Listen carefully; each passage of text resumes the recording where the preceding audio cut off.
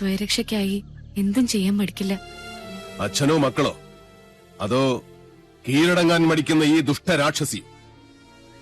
ആരായാലും ഈ പിത്തലാട്ടങ്ങൾ കണ്ട് ഭയപ്പെടുന്നവനല്ല മാധവൻ. അതെ, എല്ലാരും വരിക. അടുപ്പിൽ പാല് തളിച്ചു തൂവി.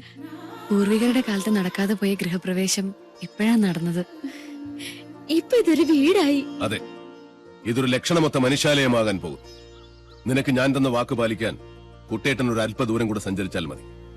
പ്രാർത്ഥിക്കുന്നേ, സാവിത്രിയുടെ അന്ത്യം കാണാൻ കാത്തിരിക്കുന്ന നിന്റെ പൂർവികരുടെ ആശീർവാദത്തിനായി.